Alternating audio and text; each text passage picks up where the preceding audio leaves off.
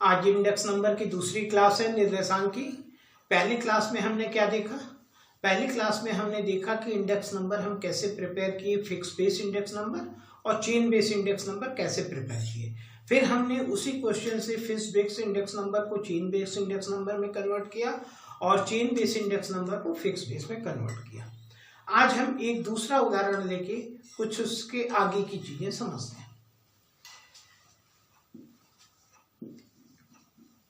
Pair price.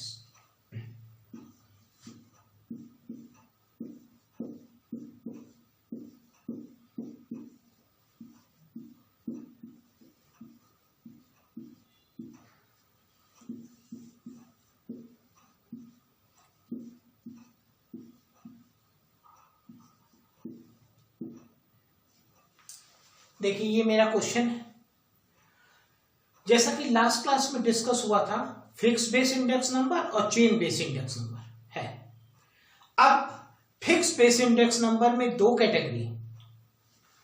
देखिए fix base index number जब भी हम बनाते हैं इसकी दो कैटेगरी है, एक सिंपल और दूसरा एवरेज, या इसको मल्टीपल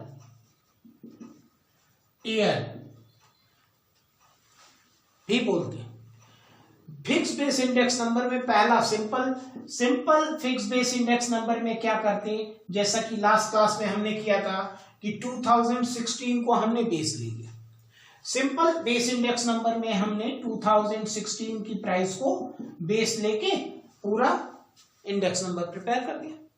अब मल्टीपल ईयर बेस, सिंपल को 1 ईयर बेस भी कहते हैं और यहां मल्टीपल ईयर बेस में हम क्या करते हैं कि आपको क्वेश्चन में दिया होगा कि construct index number from the following data assuming 2016 as base.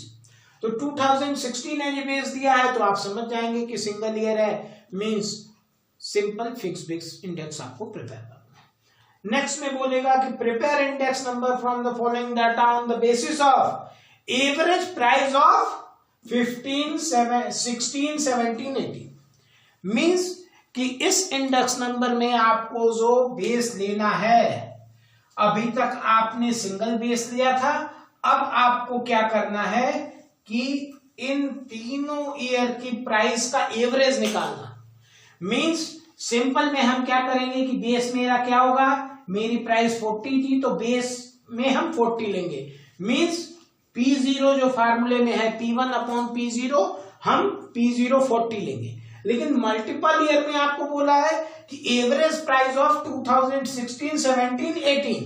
तो एवरेज मीन्स 16, 17, 18 तीनों की प्राइस का हम means 40 plus 50 plus 60 upon 3 means इसका एवरेज क्या आया। तो इस केस में हम P0 किसको लेंगे, 50 को लेंगे। मींस बेस ईयर प्राइस इस केस में आपकी क्या होगी, 50 होगी। तो हम दोनों को 1 बाय 1 फट से कर लेते हैं।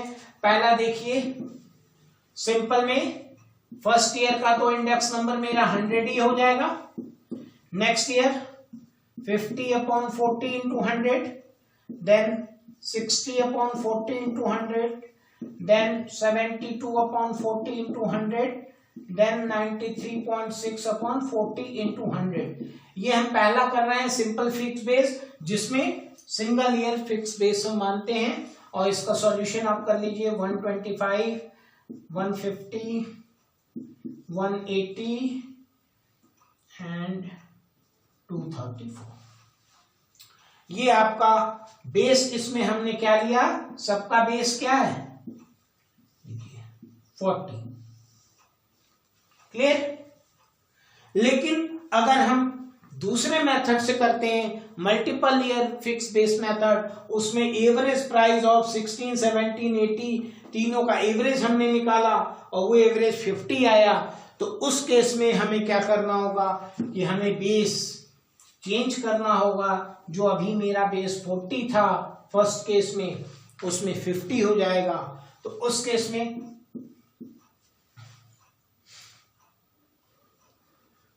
सॉरी उसमें स्टार्टिंग का भी निकालेंगे 40/50 इंटू 100, तो ये आया 80, then 50/50 into 100, 60/50 into 100, 120, 72/50 into 100, 144, 93.6/50 into 100, 186.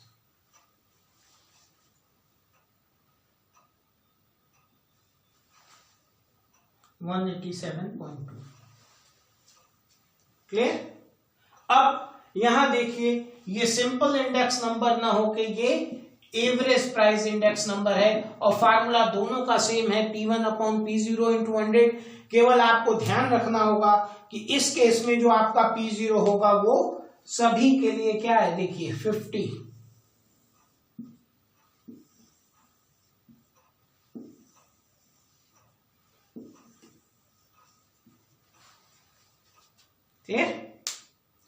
तो ये आपको fix base index number prepare करने की मेथड था, पहला सिंपल और दूसरा एवरेज। अब दूसरा टॉपिक जो आज हम पढ़ेंगे वो है बेस शिफ्टिंग।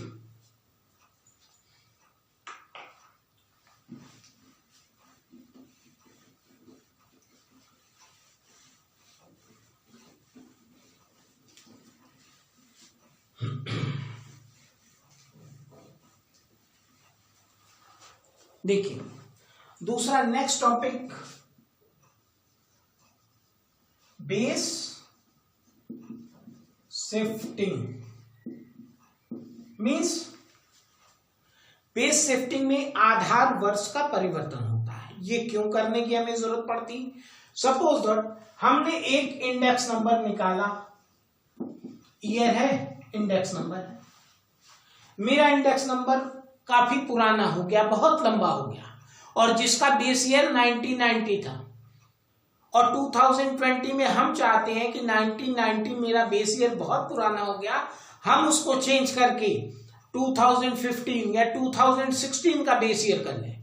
तो उसके लिए हमें क्या करना पड़ेगा? बेस ईयर को शिफ्ट करना पड़ेगा, आधार वर्ष में परिवर्तन करना पड़ेगा। पहला रीजन ये है कि जब मेरा इंडेक्स नंबर बहुत पुराना हो गया। दूसरा रीजन क्या है कि अगर हम कोई कंपैरेटिव स्टडी करना चाहते हैं और उसमें दो इंडेक्स नंबर के बीच में हम कंपैरिजन करना चाहते, एक इंडेक्स नंबर का बेस 1990 है और दूसरे इंडेक्स नंबर का बेस 2014 है, तो कंपैरिजन ठीक से नहीं हो पाएगा। कंपैरिजन करने के लिए हमें 1990 वाले इंडेक्स नंबर का बेस शिफ्ट करके सेकंड जो सीरीज मेरे इंडेक्स नंबर की है जिसका बेस 2014 है उसके इक्वल करना होगा। तो बेस शिफ्टिंग का कॉन्सेप्ट दो है, पहला कि जब ओल्ड इंडेक्स नंबर बेस हो, दूसरा जब हमें दो सीरीज के बीच में कंपैरिजन करना हो। तो देखिए एक क्वेश्चन, छोटे से क्वेश्चन से हम आपको क्लियर कर रहे हैं। 2014, 15, 16 ये आपका क्वेश्चन है, आपने इंडेक्स नंबर निकाला हुआ है।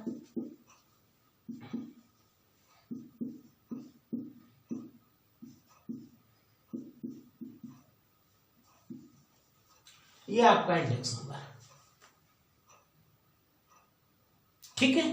अब आपको जैसा कि पहले मालूम है कि 100 इंडेक्स नंबर क्या शो करता, किसी भी ईयर का इंडेक्स नंबर 100 है मींस कि उसका बेस ईयर क्या है 2014, मींस बेस ईयर इंडेक्स हमेशा 100 होता है।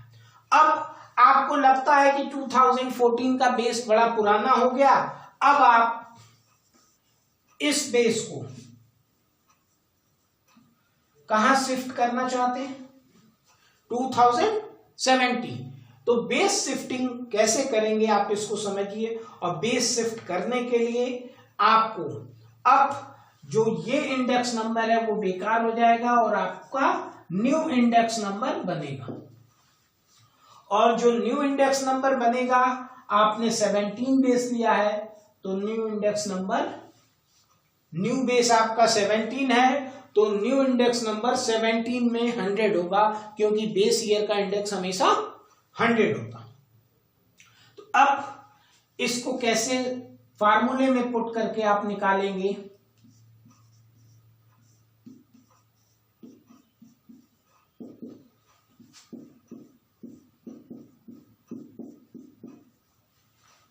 इसका फार्मूला है current year index number upon index number of new base into 100।